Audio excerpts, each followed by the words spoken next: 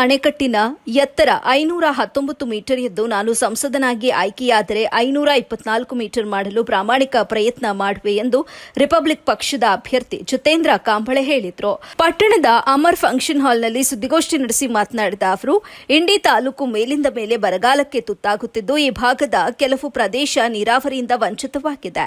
ಈ ಭಾಗದ ರೈತರ ಜೀವನ ಹಸನಾಗಿಸಲು ಆಲಮಟ್ಟಿ ಅಣೆಕಟ್ಟಿನ ಎತ್ತರ 524 ಮೀಟರ್ ಆಗಲು ಪ್ರಯತ್ನಿಸುವೆ ಅಂತ ಹೇಳಿದರು.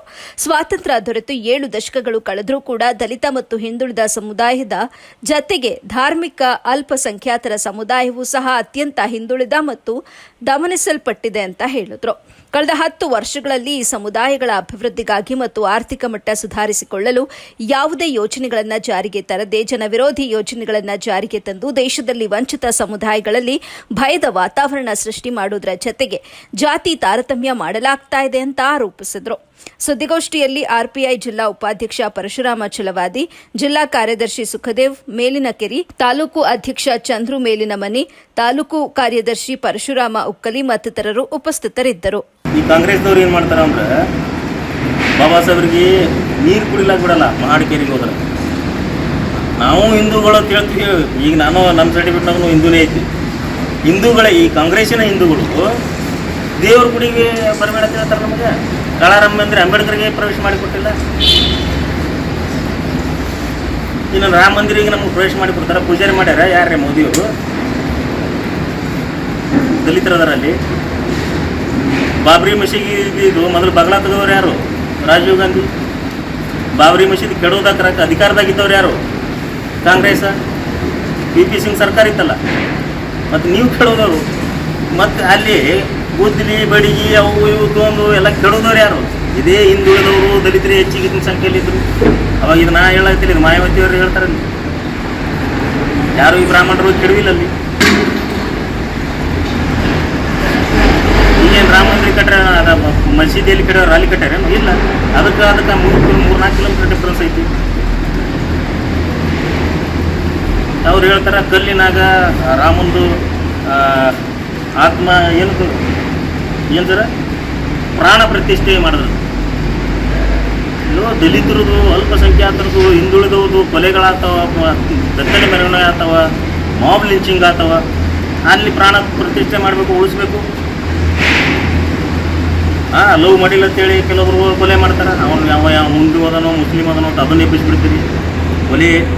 ಕೊಲೆ ಆಗ್ಯದಲ್ಲಪ್ಪ, ಅವನಿಗೆ ಶಿಕ್ಷೆ ಕೊಡ್ರಿ. ಇವರಿಗೆ ಈ ದೇಶದ ಜನ ಶಿಕ್ಷಿತರಾಗಿರಬಾರ್ದು.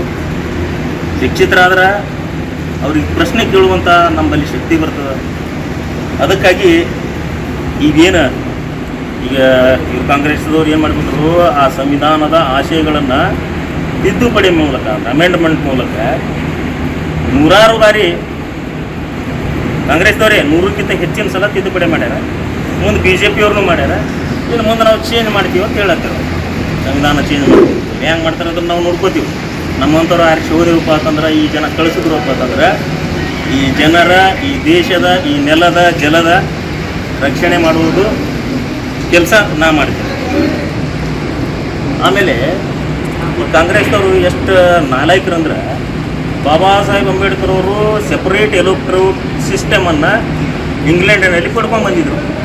ಯಾಕಂದರೆ ಆಡಳಿತ ಕಾಂಗ್ರೆಸ್ದವ್ರದ್ದು ಇರಲಿಲ್ಲ, ಯಾರು BJP ಅವ್ರದ್ದು ಇರಲಿಲ್ಲ. ಅವಾಗ ಬ್ರಿಟಿಷರ ಕೈ ತೆಳಗಿನ ಇವರು ಗುಲಾಮರು. ಇವರೇನು ದೇಶಕ್ಕೆ ಸ್ವತಂತ್ರ ತಂದು ಕೊಟ್ಟು ಅಂತೇಳಿ ಇನ್ನು ಇವರೆಲ್ಲ ದೊಡ್ಡ ಮಾತು ಹೇಳ್ತಾರೆ. ಏನಂದರೆ ಅವ್ರು ಇರೋದು ಹೋರಾಟ ಮಾಡಿದ್ರೆ ಏನು ಮಾಡಿದ್ರಿ? ನೀವು ಹೋರಾಟ ಮಾಡಿದ್ರೆ ಗುಂಡೆ ಹಾಕ್ತಿರೋರು. ಗಾಂಧಿಗೆ ಯಾಕೆ ಗುಂಡೊಡ್ಡೆಲ್ಲ ಕ್ವೀನ್ ಸೆಕೆಂಡ್ ಎಲಿಜಬೆತ್ ಹೇಳ್ತಾಳೆ. ಮಹಾತ್ಮ ಗಾಂಧಿ ಅನ್ನೋ ಒಬ್ಬ ವ್ಯಕ್ತಿ ದೇಶ ಭಾರತದಾಗ ಏನದಲ್ಲ, ಅವ ಬ್ರಿಟಿಷರ ಅತ್ಯುತ್ತಮ ಪೊಲೀಸ್ ಇದ್ದಂಗೆ. ಕ್ವೀನ್ ಸೆಕೆಂಡ್ ಎಲಿಜಬೆತ್ ಸುಮ್ಮನೆ ಹೇಳ್ತಾ ಜಲಿಯನ್ ವಾಲಾ ಹತ್ಯಾಕಾಂಡದಾಗ ಎಲ್ಲಿ ಹೋಗ್ತಾರೆ ಇವ್ರು ಗಾಂಧಿಯವರು? ಏನು ಅಸ್ಪೃಶ್ಯರು ಅವ್ರ ಕೆಲಸಗಳನ್ನೇ ಮಾಡಬೇಕು ಅನ್ನೋ ಲೆಕ್ಕಿಗೆ ತಾನು ಸ್ವಲ್ಪ ಎತ್ತು ತಲೆ ಮೇಲೆ ತಗೋತ ಅವ್ನ ಸಮುದಾಯ ಎತ್ತು ತುಪ್ಪರ. ಅದಕ್ಕಾಗಿ ಬಾಬಾ ಸಾಹೇಬರು ನಮಗೇನು 2 ಓಟಿನ ಹಕ್ಕನ್ನು ತಂದಿದ್ರು. ನೀವು ದಲಿತರು 100 ವರ್ಷಗಳಿಂದ ಈ ಶೋಷಣೆಗೊಳಪಟ್ಟಂಥ ಅಂದರೆ ನಿಮ್ನ ವರ್ಗ, ಅಸ್ಪೃಶ್ಯ ವರ್ಗ, ಇದನ್ನು ಸಮಾನವಾಗಿ ಸಾಮಾಜಿಕವಾಗಿ